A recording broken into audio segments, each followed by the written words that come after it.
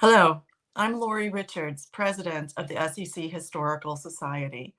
Welcome to the second annual Ike Hunt Hall of Honor. I care deeply about preserving the history of the SEC. My connection to the Commission is my 24 years of service as Director of the SEC's Office of Compliance, Inspections, and Examinations, as counsel to Chairman Arthur Levitt, and in the Los Angeles office in the Enforcement Division of the SEC. In 1962, Ike Hunt became one of the first African American attorneys in the SEC's Division of Investment Management, then called Corporate Regulation. He later served as an SEC commissioner from 1996 through 2002. The Hall of Honor, in his name, celebrates diversity and leaders who have made outstanding contributions to the SEC and to the financial regulatory community.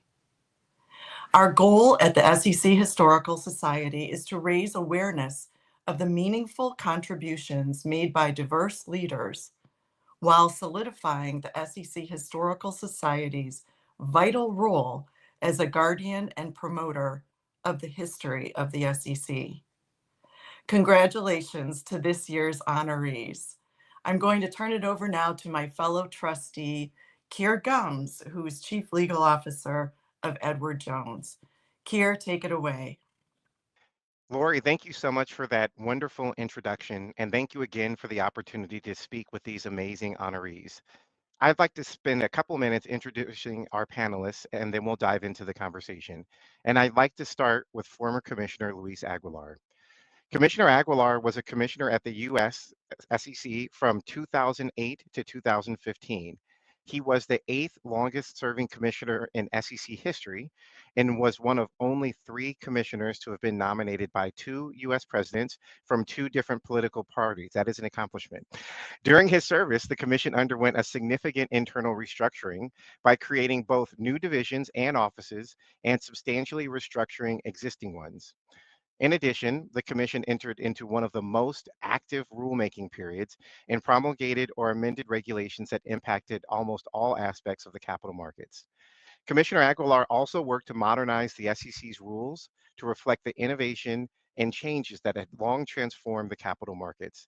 He was an early advocate for the importance of focusing on cybersecurity issues, and he led the effort to bring together public and private sector experts as part of the SEC's first cybersecurity roundtable held in March 2014. Prior to his appointment as an SEC commissioner, Mr. Aguilar was a partner in the international law firm of McKenna, Long and Aldridge, now Dentons US, specializing in securities law. He currently serves on the board of directors for several companies, including Donnelly Financial Solutions, a financial communication and data services company serving both the investment and capital markets worldwide. Commissioner Aguilar, welcome. I'd now like to introduce Carmen Lawrence. Carmen represents parties in investigations and litigation conducted primarily by the SEC, the CFTC, and the Department of Justice, as well as self-regulatory organizations and state securities regulators. She conducts internal investigations, provides crisis management advice, and counsels companies and regulated entities on their obligations under federal securities law. Previously, Carmen was regional director for the SEC's Northeast Regional Office, the agency's largest region covering 14 U.S. states and the District of Columbia.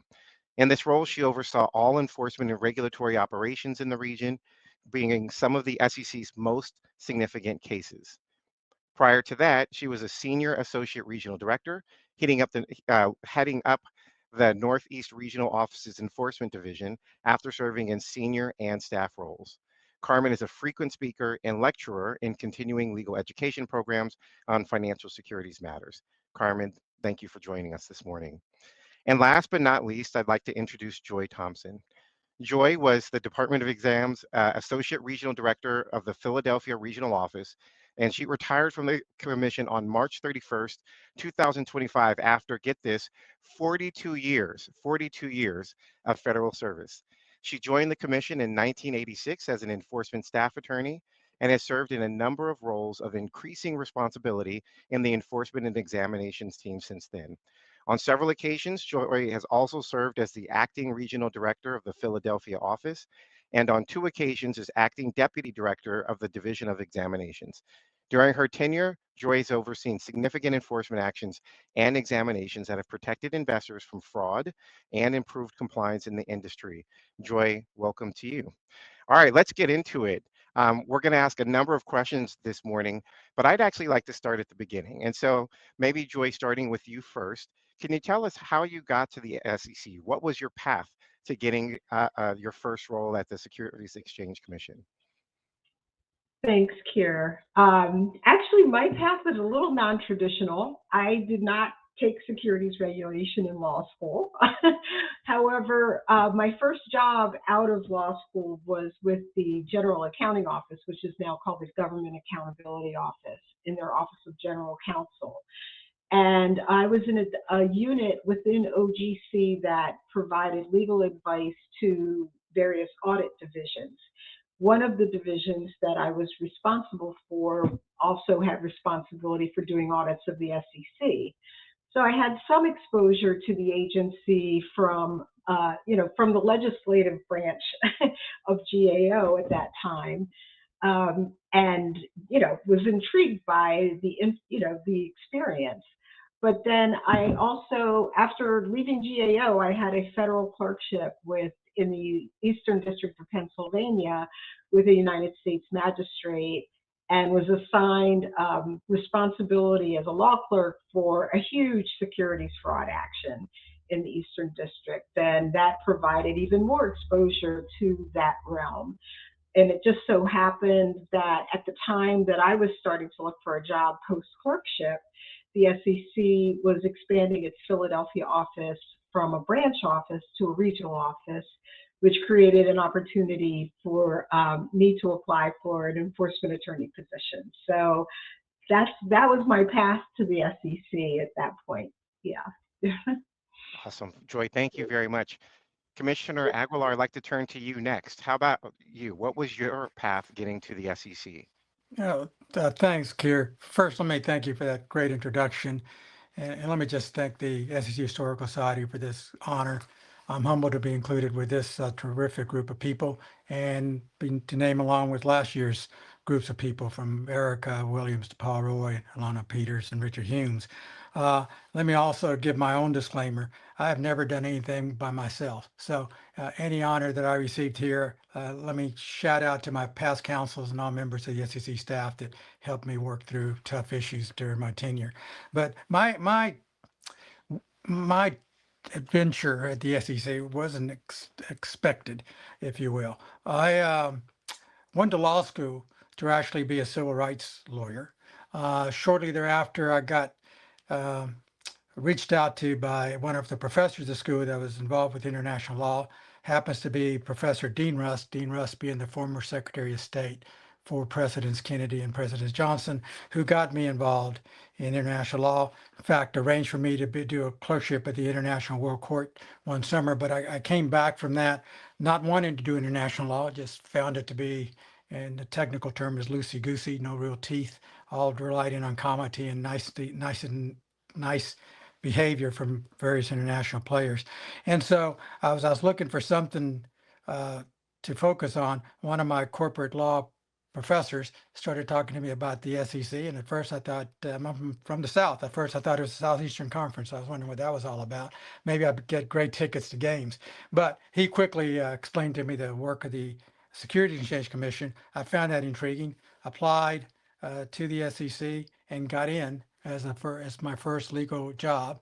Was there very happily for 3 years. Came in there as an empty vessel, and a lot of the staff that was already there were very generous in pouring into this empty vessel all their knowledge that they could about securities laws, but also about how to behave, how to lead with integrity, how to lead with truthfulness, and those kind of behavior patterns that are important to have early on. So that's how I first got to the SEC. I'll jump into the my second tenure. I then left the SEC, worked for very large firms, became general counsel for a large international company, and then uh, had a chance to go back to the SEC. which I did in 2008 as a commissioner. We can talk about that more, but that's my path to get to the SEC. There's a lot that I love that you said. First, I love the term loosey goosey to describe international law. I think that's a first. I like it. I like it. But the other thing I really love about your bio is kind of the bookends, meaning starting there at very early in your career and then ending your career there as a commissioner, which I think is just a wonderful, wonderful story. So, Commissioner, thank you for sharing that. Last but not least, Carmen, how about you? How did you get to the SEC? So I joined the SEC right out of law school. SEC doesn't do that anymore, but at the time I was fortunate. My interest in the SEC really started with my law school roommate. She had completed an internship in SEC's Atlanta regional office the summer after our first year and came back just raving about her work experience. So one day during the recruiting season, I had a gap between law firm interviews and was on my way actually to the lounge to kill some time and noticed that the SEC was there on campus recruiting. They had a gap in their schedule. So I knocked on the door, asked if I could come in and interview, and they said, absolutely, of course. They were delighted. I don't remember at all with whom I interviewed, but I certainly vividly recall the enthusiasm in which the interviewers described their work at the SEC, their passion for it, and in particular, the high level of responsibility that young lawyers are given at a very early stage when they come to work for the commission. I received an invite for a callback, which was at the home office, and I interviewed with all of the divisions and the regional offices that were there, and received several offers, including from OGC and the Division of Enforcement. Decided to accept enforcement. It seemed like a better match for me at the time, and that's how I joined them. Sort of when I graduated after law school.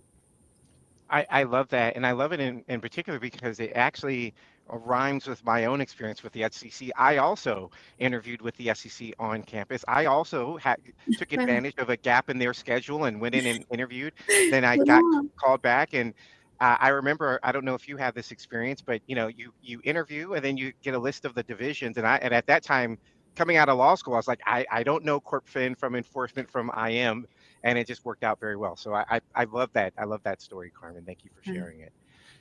Let's talk a little bit about mentorship in champions. And I know from our prep call, each of you have had mentors and champions that have played significant roles in your success.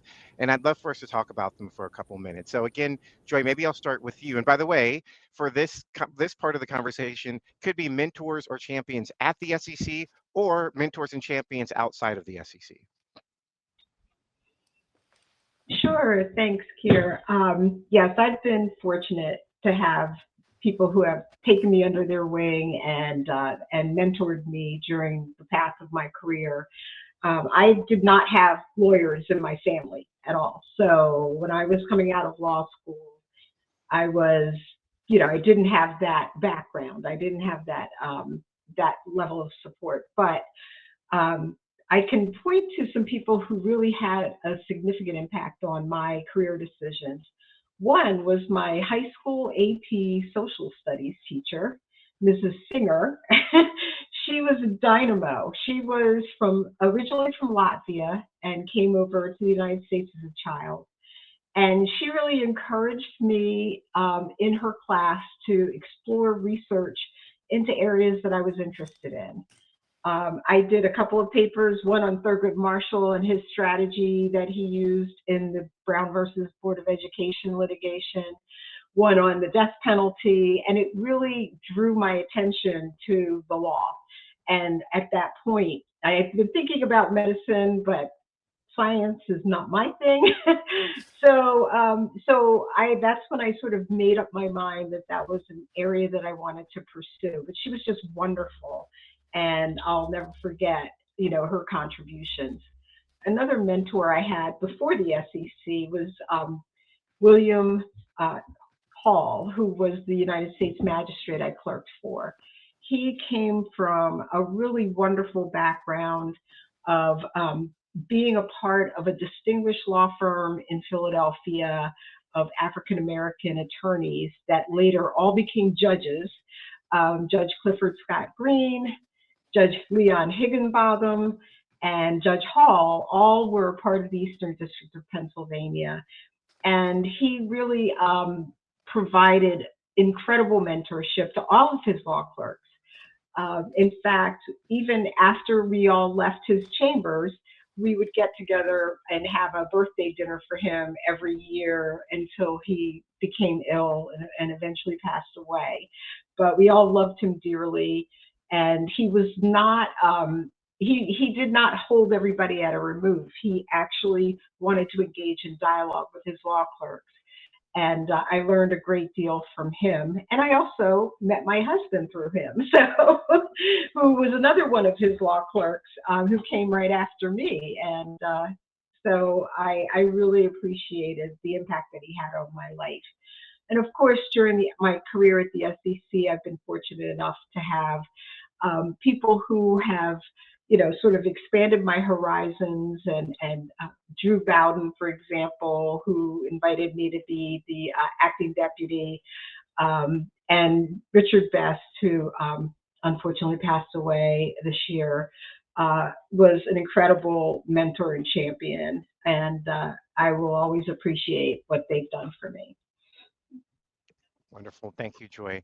Carmen, how about you? What mentors or champions have stood out in your career? Certainly. So most definitely, I have had mentors at every stage of my career at the SEC.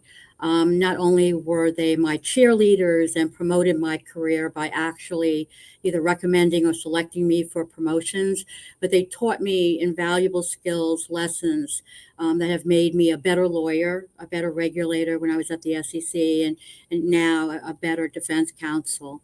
In particular, I wanted to talk about Bill McLucas, who, as many know, needs no introduction. He was Division Director of Enforcement for quite a while. Dick Walker, who's probably the only person that has served in 3 different executive capacities. He was my predecessor as regional director. Then he became general counsel, and then division director. And Larry Iacin, who was actually Dick's predecessor as regional director of then the New York office. Bill, it was a period of time when New York didn't have a regional director or an associate director of enforcement. And Bill McLucas, who at the time was an associate in DC, serving as an associate, he was our acting associate for many months, and he had to make frequent visits to the New York office until the positions could be filled. Bill was instrumental in my professional development. I had just become an assistant director, and really it was questionable if I knew what I was doing. But just giving one example, Bill was advising me that I needed to get out on the speaking circuit because, as everyone knows, it's part of your job to promote the SEC's message, but also to develop my professional reputation. I was slow on the uptake because that's really the last thing that I wanted to do. So Bill took the initiative and recommended me for one of these PLI programs. So I end up on a panel discussing enforcement developments with Bill, Harry Weiss, who was in private practice and a legend in his own right, Ted Levine, and I don't recall at all who was the moderator. But I remember very clearly I was a deer stuck in headlights, during this program. And for sure, Ted and Bill and Harry just had a lot of knowledge and wisdom to share to the audience, and I couldn't get a word in edgewise.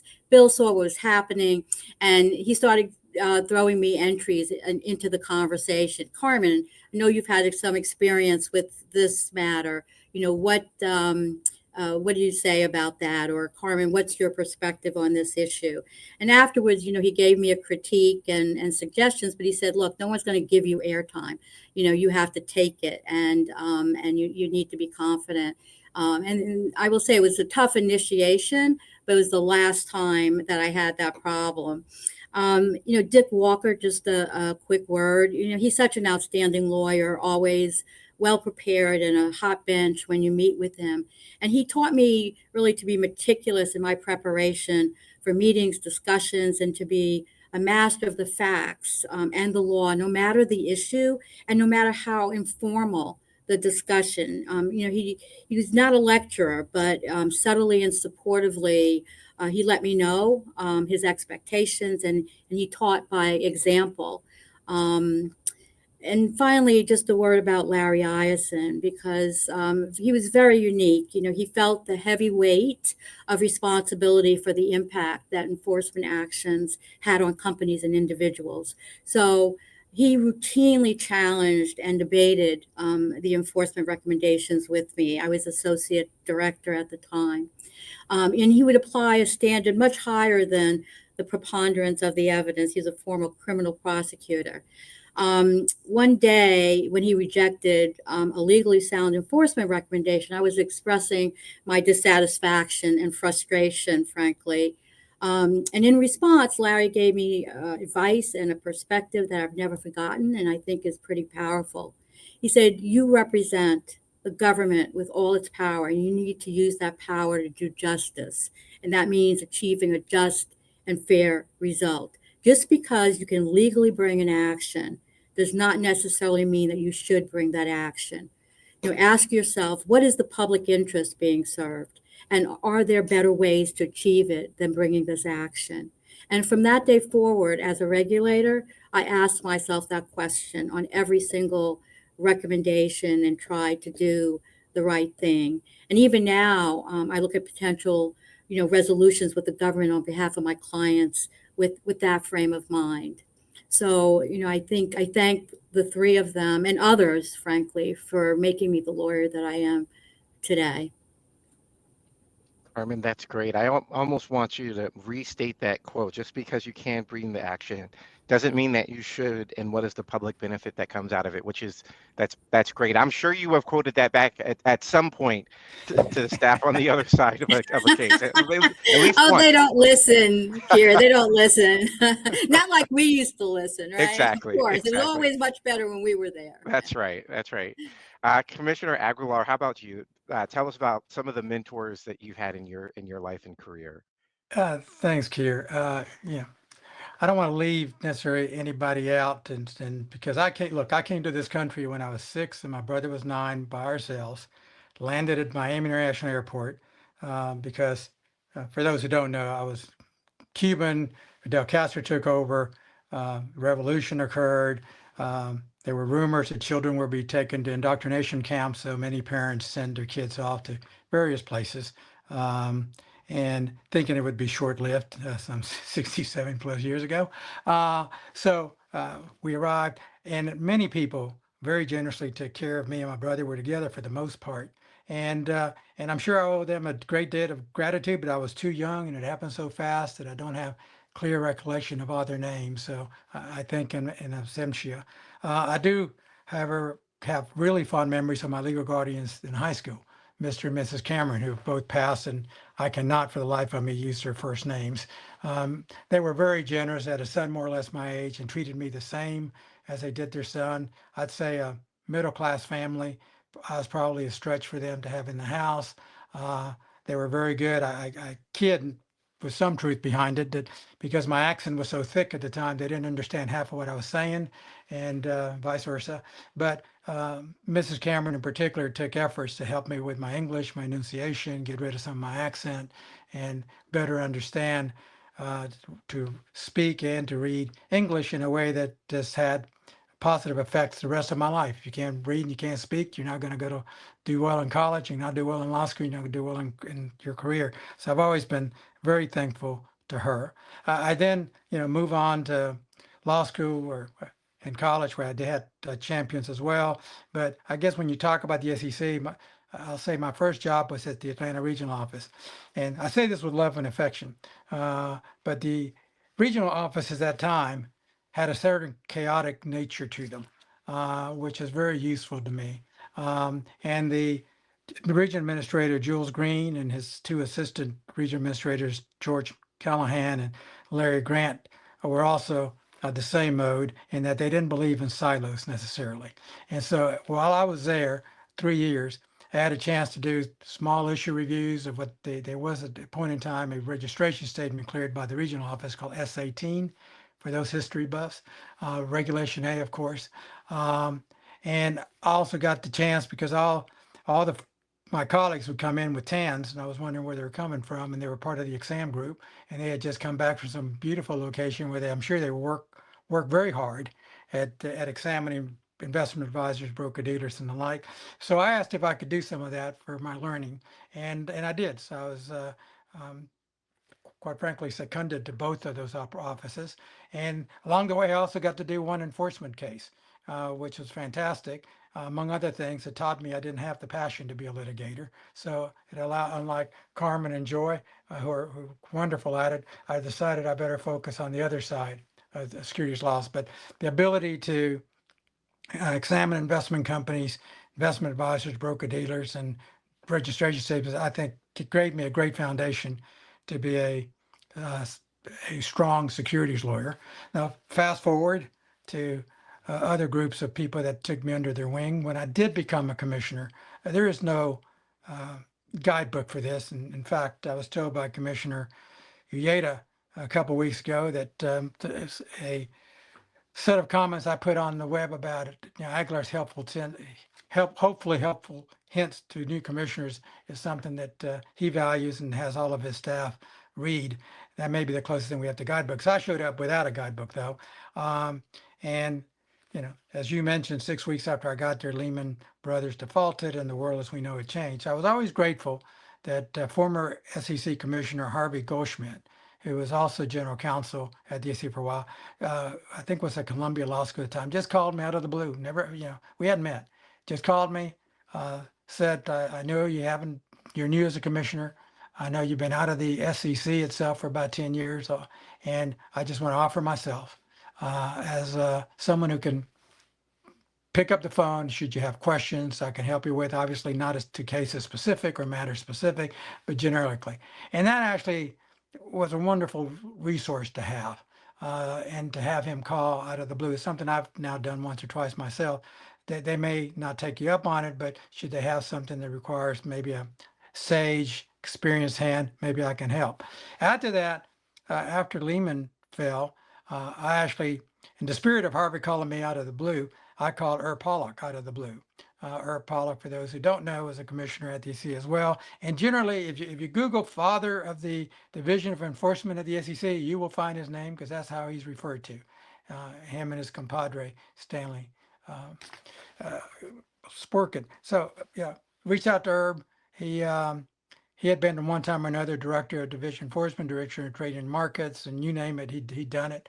And so he made himself available. We would have lunch, and he would just talk to me about, if you will, the politics I get along with all commissioners, and how to learn and benefit from those. And during one of our lunches, he brought Judge Stanley Sporkin, who is, if Herb was the father of enforcement, Sporkin was the godfather of enforcement.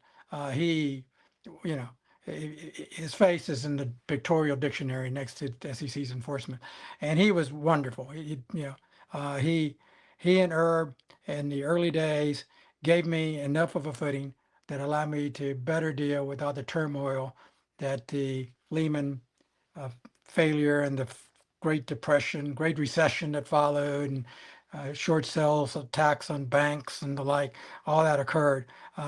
Just knowing that they thought well of me and knowing that if I needed to have, not questions about nothing specific, but questions how to deal with issues, that they were there. So I've always been so grateful for them for having taken their time to do that. That's a pretty amazing lineup, and I just want to say for folks who aren't familiar, Stan Sporkin was, as you said, the godfather of the director of enforcement. He went on to be general counsel at the CIA, and then had nearly a 42-year career on the bench. So that's a pretty lofty set of sponsors and mentors. But I just want to go back to where you began, because I just your story about your legal guardians in high school and how impactful they were on your career. And that's just a really amazing American story around sponsorship, mentorship, taking care of people, and I'm sure they have been incredibly proud of what you've accomplished in your career. So, but thank you for sharing that. Thanks, Keir. Okay, so we've mentioned a couple of the significant things that each of you have worked on during your careers at the SEC. We've mentioned them in passing. I'd like to spend a couple more minutes diving into some specific examples of some of the most significant work that you've led or been a part of during your tenures at the SEC. And so, Carmen, maybe I'll start with you. What are some of the most significant areas of work that you had during your time at the SEC? So I have worked on so many great and impactful matters over my 19 years at the commission. It was really hard to narrow it down, but of course I did. And I really want to focus on two. One sort of at the very beginning of my career at the SEC, and the second more towards the end. One of my very first investigations after joining the staff was this insider trading case. We had received an anonymous note that Paul Thayer, who at the time was Deputy Secretary of Defense, was using material non-public information that he had received while chairman of LTV and on the board of a number of companies, in particular Anheuser-Busch, to tip his friends about upcoming mergers and acquisitions. Ultimately, he was sued by the SEC and prosecuted criminally. It involved a really painstaking investigation and really detailed work. We, not like today, we had no data analytics. We actually used blue sheets that were blue that provided the trading information, and index cards to track trades. It's amazing to me how we brought any cases in those days. And while there was senior supervision over the matter, given its high profile nature, it was really I and another junior staff attorney that had made and executed on the investigative plan. It was just an amazing experience. Right out of law school, so much responsibility, a really high profile, working closely with Gary Sundick, who was my assistant, and Gary Lynch, who at the time was the associate director. Received an enormous amount of exposure, both within the commission and outside the SEC with that case. It was really a very proud moment to be so young and inexperienced, if you will, but yet be able to accomplish a great matter. The other matter involved working with the Southern District of New York. Very exciting matter. At the time, microcap fraud was, really rampant in the 90s. I'm dating myself, of course. And we really couldn't keep up with it, and we certainly couldn't get ahead of it. By the time we'd get an enforcement recommendation together, there was a lot of customer harm. The broker-dealer was already shut down. Bad brokers had moved on to other broker-dealers, and it would all repeat. And then we began getting significant indications that organized crime was infiltrating the space. And so an idea for an undercover operation came from the Southern District of New York. It was Reed Feigl was chief of the Securities and Commodities Fraud Task Force unit, and we had developed a really close relationship with the Southern District, routinely doing many parallel investigations and detailing staff to their offices.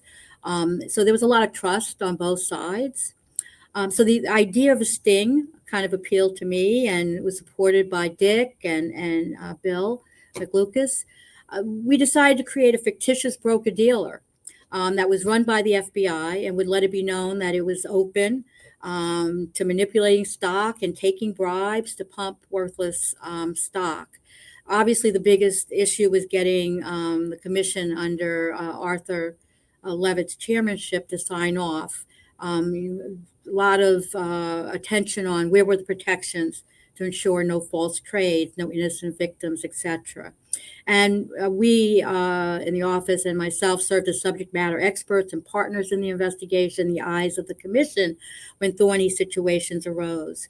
Well, it was a hugely successful operation. The crooks came running, if you will, resulted in indictments over 120 people, with the SEC bringing cases, civil cases involving about half of them.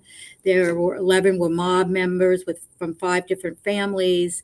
Fraud was in connection with 35 public and private companies and involved manipulation, undisclosed commissions and fees, kickbacks, extortion, threats, and intimidation. It's a very rewarding result. They're very proud of the actions. And as Commissioner Aguilar stated, obviously there was a whole village involved in that, but I was, very pleased to be a part of that, and an instrumental part of it.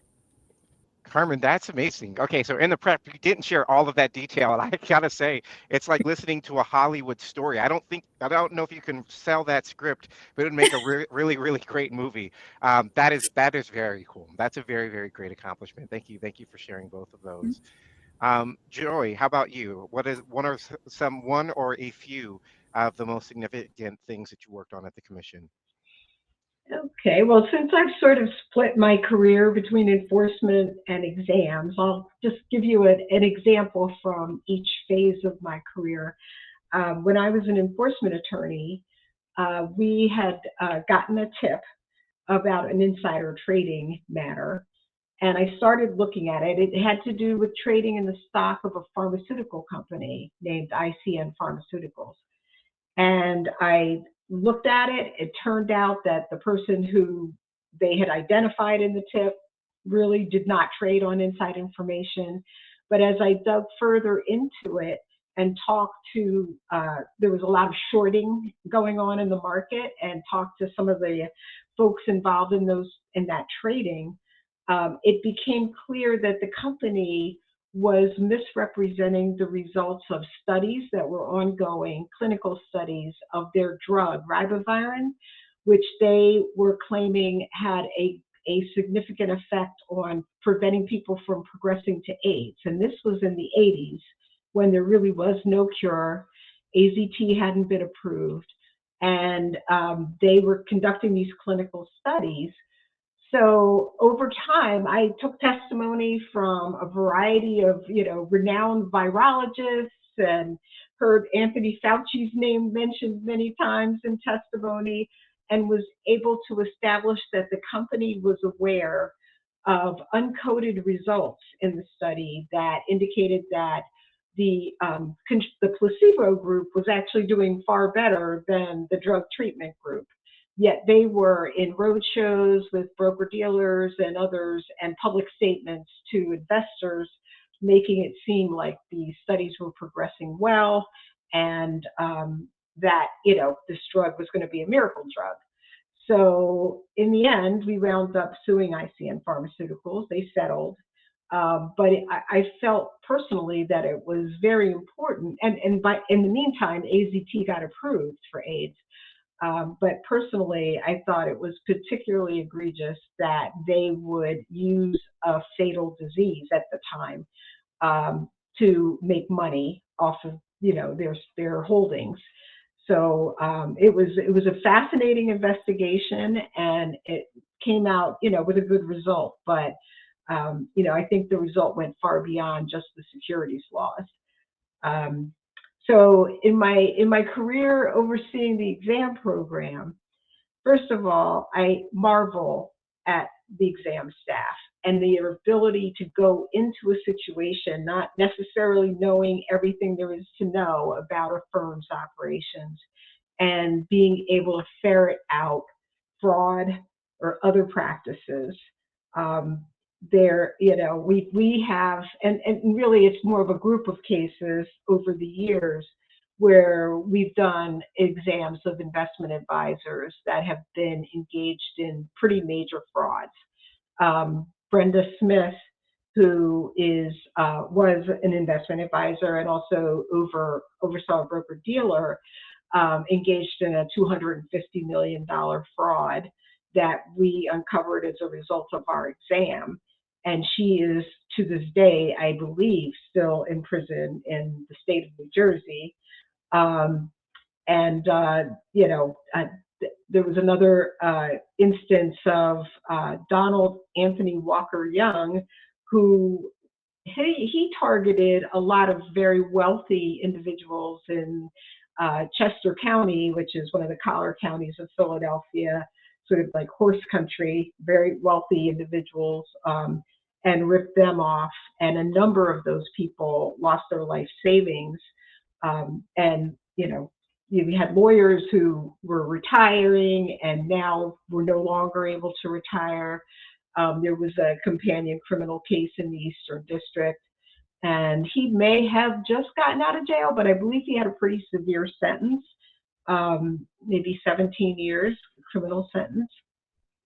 But it just speaks to the work, the sort of unsung hero work of the exam program and the exam teams that, really have an attention for detail and, have a sixth sense when something is happening that doesn't quite add up. It's incredible. Both of those stories, that pharmaceutical fraud example, that's amazing, especially considering kind of the real life and death consequences of that kind of fraud. So those are both really important pieces of work. Commissioner Aguilar, I'm going to turn to you last on significant work that you've done. And you mentioned earlier your experience during the Great Recession following the financial crisis. I'd love if there's anything in there that you wouldn't mind sharing with the group. Thanks, Keir. But I'm with you. I mean, I thought I had a pretty interesting experience at the SEC, but I don't recall having a sting operation or cloak and dagger and having to deal with organized crime. At least if I did, I wasn't aware of it. Staff probably did. And then to deal with the fraud that actually affected the health of many people dealing with the tragic disease. And that's just what's the phrase? That's God's work. So thanks to both of you for doing that. As I said, and as you said, Keir, I got to the SEC, still learning where the restrooms were. Lehman goes down middle September, followed by a credit crunch where people couldn't get loans, followed by money market funds being in distress, and one of them broke the dollar, which is pretty unheard of. And short sellers were attacking bank holding companies and banks, things that were just unprecedented. And of course, then we had Bernie Madoff, and although Madoff gets a lot of the oxygen in the room because of the size of his Ponzi scheme, there wasn't a day, probably from November, December, January, where we didn't have a Ponzi scheme on our desk. Once credit froze, and once people couldn't bring in new money to take out the old investors, it just started to be like a snowball going down a hill, getting bigger and bigger. So all that made things highly unusual. And of course, the SEC recognized, because we were reading it in the paper every day, that it's possible that the SEC would be disbanded, that it would be broken up, and parts of it would go to DOJ, parts of it would go here and there, and and some of us who had just arrived were wondering who was going to turn off the lights. I just walked away from a pretty successful private practice, and I figured it would be almost impossible to get my clients back because, lawyers in the real world being lawyers in the real world, they weren't going to give anything back. So be as it may, though, the SEC recognized that we had to do better and turn the stuff around. And with Chairman Shapiro and the other commissioners there, we began the task of doing that. And we also, as we were doing that, and we became really busy addressing the issues that we could, here comes Dodd-Frank. And Dodd-Frank asked the SEC to do, I think, 100 different rulemakings, undergo 60 plus studies, issue 20 or 30 reports, enough for 5 or 6, 7 commissioners over a period of a couple of decades. But we were tasked to do them, and because of the country's needs, tasked to do them fairly quickly. And so here's some interesting statistics. As I was leaving the commission, one of my staff, who I guess I wasn't keeping as busy as I could in my last days, did some homework and found out from talking to the office of the secretary that during my tenure, I voted on 240 rulemakings, both proposing and adopting final rules. And on the enforcement side, according to the Office of Secretary, this number boggles my mind, so I had to refer it to them. I was involved in over 17,000 matters. Our least enforcement recommendations involving more than 17,000 each individual. Some enforcement recommendations, as all of you are aware, are grouped together. They count as one when you're sitting on the day as voting, but in fact they involve, could involve more people. So, and so that was a lot, and it's hard to pick which of my children I love the most. But I mean, we were doing pretty heavy lifting in areas dealing with the credit rating agencies that had to be that had shown that they were, what's the expression, they would have rated a cow if they could have, and that they needed to some light brought into their operations. We had asset-backed securities, which it lightly regulated and quite frankly caused a great deal of damage we had to address. Same thing with municipal securities, private funds, which had some light into them, but they were mostly in the grayish area of shadow. Security-based swaps, not to leave them out, huge damaging instrument. And so, and the clearing agencies and all of that. We also had to develop whistleblower programs and had to deal with numerous governance matters, from say and pay to pay ratio to others. And so, our hands were full. I take, I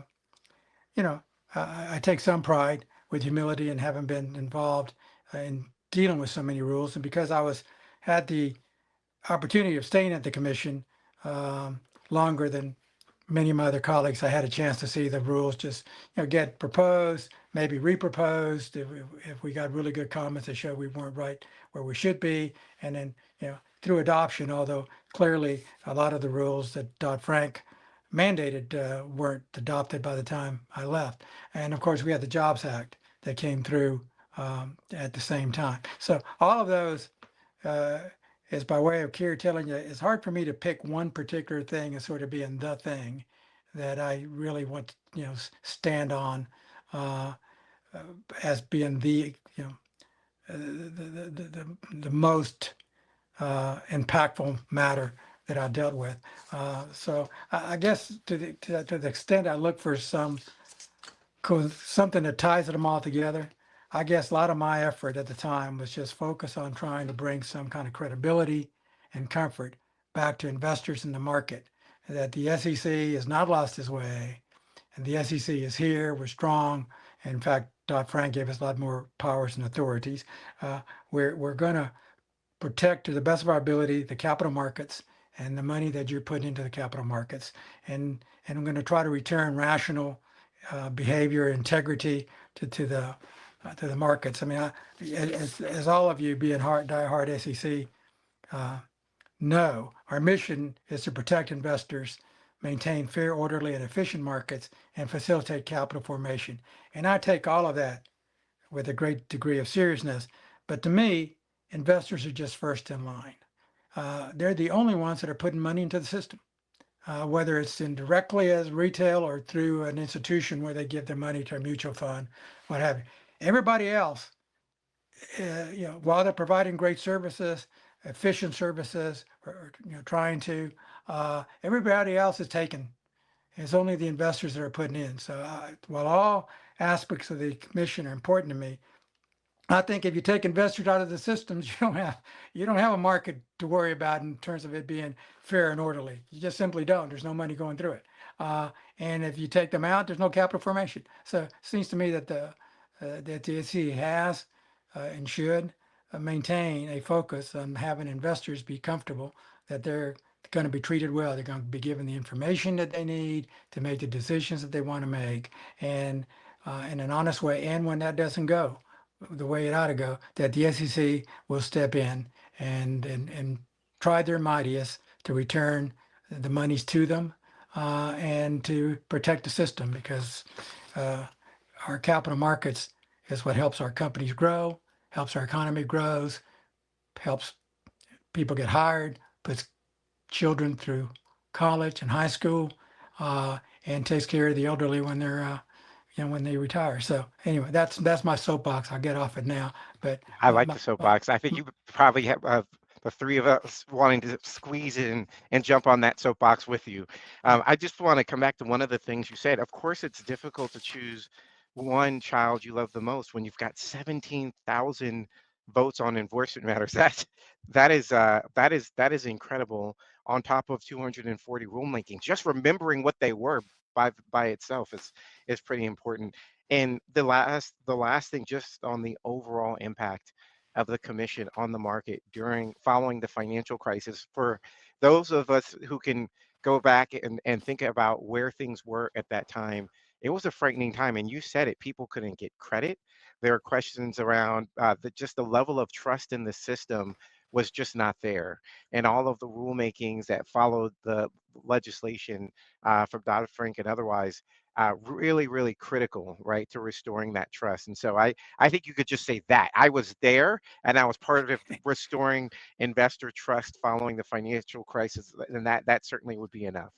Yeah, Um, and Keir, one of the things that if pictures are worth 1,000 words, and if anybody wants to go back, I got to the commission and my hair was mostly black. Look at my pictures when I left the commission some close to 8 years later. It's a lot more gray, a lot more white. I appreciate that. I appreciate it. I assume that's why this is called advanced planning. That's what this is. Okay. I've got two more questions and then we'll wrap up. One question I'll just ask of the group, I'm not going to go individual, but is around challenges and whether any of you experienced any challenges during your time at the commission. And by the way, it's a totally open-ended question. So it really could be any sort of challenge, but certainly anything relevant to things you were working on, people you were working with, or other experiences inside or outside the SEC would certainly be welcome.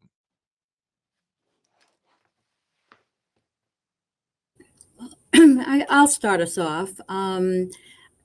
One challenge that I had came primarily from outside the commission. Starting there as a very junior lawyer, inexperienced, just coming out of law school, and you're up against usually very seasoned professionals, people that have been practicing in the enforcement area for quite some time, big law.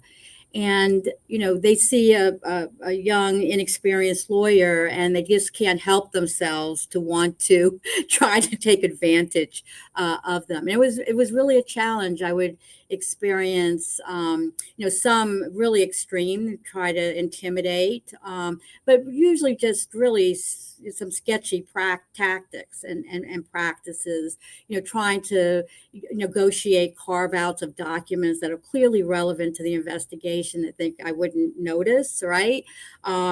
Try to take control of the record or disrupt the record during testimony, delay the investigation in various ways. So, quickly had to rise to that challenge and learned how to have confidence and handle those situations.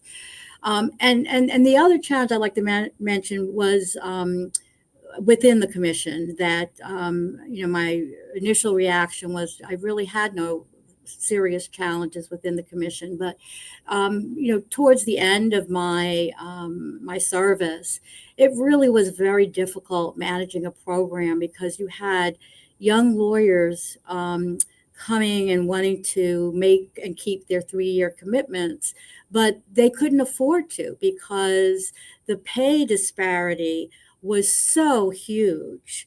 And they couldn't make ends meet. They would, start to have families or get a mortgage, and they'd have to leave. And the turnover in New York, I would say, would be 50% almost every year in the enforcement division. It was impossible to manage that program. I was very frustrated. It was a very difficult time. Fortunately, shortly after, I left, Congress got involved and there were, adjustments made to the pay, etc. But that was a very difficult period. Great, thank you. I would have to Joy? second one of the things that Carmen mentioned in terms of just starting out as an enforcement attorney at a very junior stage. When I was doing the investigation of the pharmaceutical company, I took testimony of the CEO, who brought in a very intimidating lawyer who has since, I think, he was indicted for like padding the bill for clients. But anyway, he had a very aggressive tactic. During testimony, he would start coughing when I asked a question that, sort of tread on a dangerous area for the CEO in terms of what he knew about the studies at the time and what he was saying. And his client would suddenly say, "Oh, I can't remember." So after this happened a few times, I, on the record, stated, I understand you may have a cold, but I think it is important that we note that the court reporter note when you cough, because your client seems to have a faulty memory whenever that happens, and he cut it out. So, I guess he thought, here I am, junior, by myself, taking testimony. He's got his, army of lawyers, but, they tend to underestimate, I think, junior staff. So that was one challenge. So Sure. Joy, when you see me coughing, now you know my tell. Now you know what's happening. I'm just kidding. I'm just kidding. Commissioner, anything that you would want to add to that mix? Otherwise, I'll turn to our last question. Yeah, only briefly. I mean, I've got two sets of challenges, if you will, at two different stages of my career. Once when I got to the SEC as a brand new law school graduate, was learning what to do, and that's always a challenge. But thankfully, I had great support around me, people who were there to answer any questions, and quite frankly, would see that I was about to have a question and just give me the information before I even asked it. My second challenge. Was when I was a commissioner and Lehman occurred. And the challenge was, and I did not know at the time what the rhythm was of members of the Hill reaching out to commissioners. And so I did not know how often it occurred. And suffice it to say that when in a week or two after Lehman fell and all the things I mentioned, the money market fund breaking the dollar and short sellers attacking, I was starting to get a number, phone calls from members of the Hill, senators, um, representatives, out of the blue, many whom I have never met, and all of whom were wondering why the SEC didn't take out a magic wand and fix everything immediately. And so they were, calling to express their displeasure as to what we were doing. I think they understood that the SEC, like everybody else in the world, was caught by surprise by everything that happened, and they could not plan for it.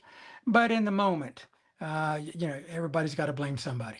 And so in the moment, it's unusual, and you get these calls, and and when you hang up, haven't had a senator sort of, uh, maybe criticize your work, and you say to yourself, "Well, I've only been here 6 weeks, but okay, well, what's the learning I can take from that? What can I do and turn that around?" So that's those are the two sort of major points of challenges that were slightly different at different I, stages. Now, I'm not going to ask you for the name of the senator or what they said specifically, but I am curious.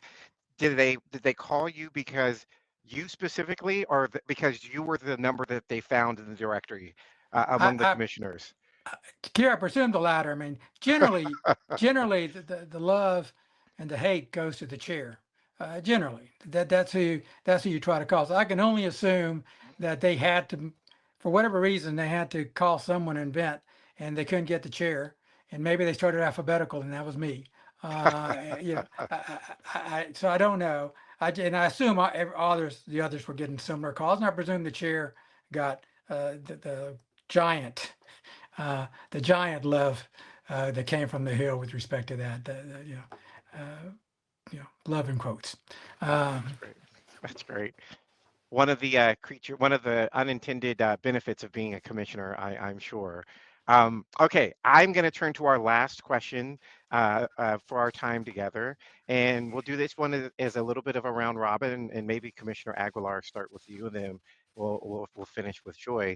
I'd love it if you're imagine yourself sitting across from an aspiring law student or a first-year lawyer? And what are the one or two things or one or two pieces of advice that you would give them about how to have a successful career in securities or more broadly? What would you say, Commissioner? Keir, my advice probably would be is this: if I catch them early enough when they're still in college and undergrad, and if they know that this is what they want to do, a lot of you know, at that stage in life, you may not exactly know what path you want to walk. But if they did, I'd encourage them while they were in undergrad to take as many financial regulation and securities laws business courses as they could take, primarily to get familiar with the jargon. The laws may change over the years they're there, but get well versed in the little shorthand language that makes you seem like you know more than you do. And those courses can help. Law school would be the same. If you know this is what you want to do, I suspect your school has a corporate law, has probably securities laws, business association laws, maybe a mergers acquisitions law. Anything that deals with that, I suggest that you would take. And if you can take some tax courses along the way, you should. I did not take tax courses. Quite frankly, found it boring when my friends would talk about it.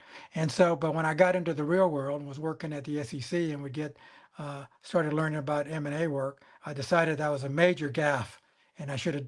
And what can I do to remedy? So I went back to night school and got a master's of law in taxation from Emory University to fill that gap. Never wanted to be a tax lawyer, but to be better versed in the shorthand language that people were using when they're talking M&A, what they were trying to do, and what type of reorg they were doing. And so my advice would be get as well versed in these areas as you can. Then if you get into law school, and especially if you're doing well, and if you do have the SEC in your as your target, keep in mind there's, maybe not 50. There's at least 49 state securities laws department. I think there probably are 50, but once upon a time there wasn't one. Yeah, but if you're focused on the SEC, the SEC has a couple of programs, intern programs that you should apply for. They're some are shorter for summer. I think they call them temp interns, and they got a career intern program for those that are more committed. And then there is one that the chair has, the chair's attorney's honor program, which is a really 2-year development program, and that's nirvana. If you can get into that, you've got the gold ring. You've gotten the best program you can do. Now that. Now, many are called, few are chosen. So, but those programs do exist, and applying for them, no harm, no foul. Do so, and and I'll say this because it was helpful to me. There, the advice I've given so far applies to everybody, but there is a group that's focused on diverse candidates. I think, and then the National Association of Securities Professionals, or NASPE. So if you can find that they have 2 or 3 programs all over the country, maybe more than that. But if you have the time, money, and inclination to go attend one of those, bring a business card, even if you're just a student, create one, and walk out of there with as many business cards as you possibly can. As many contacts as you possibly can. There's no Rolodexes anymore, but if there was, stick them to your Rolodex, and and try to develop some relations with them. I'm talking too much, but I want to add one more thing. Try to develop a relation with them, but understand securities laws is not monolith, and there are different beasts. Some call 40 Act lawyers that do mostly mutual funds, investment companies, and maybe some investment advisors. There are those who focus on, if you will, the back office kind of things, trading markets, clearing agencies, that kind of stuff. And there's what we otherwise call full disclosure lawyers that do the IPOs and the regular maintenance work for companies. And then M&A lawyers is the fourth track. All of those you can lump into securities laws. And they're so different in what you're required to do day to day that you should give some thought, if you have the ability, to pick and choose to do that. If you don't, doesn't matter. Get into any of those securities related position, prove yourself, and then bounce to one you find more interesting. That's my generic advice. All right, great. I'm gonna take securities law, take corporate law, gets SEC or state securities law experience, and then you mentioned some of the organizations that people can participate in to get more experience. So those are great. So that's 5. That's cheating, but I'm not going to call you on that. Those are all good pieces of advice. So thank you for that, Commissioner. Carmen, how about you? A couple of pieces of advice for new law students. Well, so my advice is far more general, and you might think, I'm being Captain Obvious, but I work with an awful lot of young lawyers throughout my career, both at the commission and in private practice, and I see such a real difference between the personalities and the approaches in us young lawyers managing their careers. So the first thing I would say is to take ownership of your career, that you have to be proactive and intentional in your professional development and in your career path. I see far too often young lawyers being passive and reactive. And so I really would emphasize that, number one. Number two is sort of another generality, but it's, and obvious, but prepare, and master your craft. You need to learn the law and the industry and any particularized skills necessary to perform the roles that you are seeking. Just as an example, I mean, you'll recall, Keir, since you did the interviews too, the Office of General Counsel was actually a securities regulation exam, the first part of it. And then you had to do sort of some advocacy defending your positions that you took in your issue spotting, etc. Well, the job description for first year staff attorney, it required you not to have any knowledge of the federal securities laws. And I, like Joy, had not taken securities reg.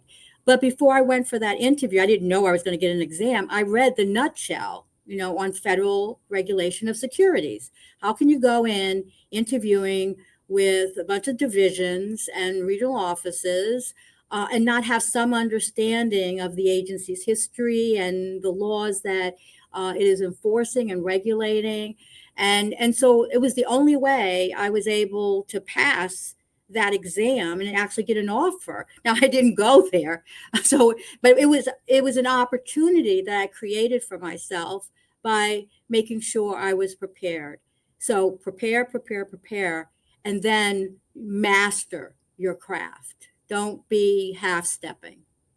And I'll I leave love it at that. that. Can I just say, I also read the nutshell for Did you? federal Oh my securities. I God, sure Keir, did. you're I you're you're my soulmate here. That is so funny. That I is too forgot all about funny. that. That You is really see, funny. I had the this same is thing. it. So hope Yeah. the law Well, students, I don't know if it's still even in circulation, but anyway. Right? Who well, knows? That's listen, true. That's true. I was so naive. I didn't even know there was a nutshell, or I would have read it. Oh, that's great. Okay, so Anna, your 2 big takeaways: take ownership of your career, and secondly, master your craft. E.g., get the nutshell of federal securities law and memorize it before your SEC interview. I love both of those. Joy, how about you? Bring us home? What are the 1 or 2 things that are pieces of advice that you would give aspiring law students, aspiring securities lawyers? Well, I guess to start, I have to definitely second a lot of what Carmen and Commissioner Aguilar have said about preparation and intentionality.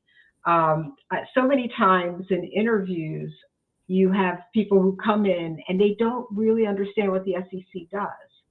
And there's such a wealth of information on sec.gov about the function of the commission, each of the divisions, that the people that come in prepared for an interview and actually have an understanding of what the position is, what the job function is, tend to fare far better in terms of the interview.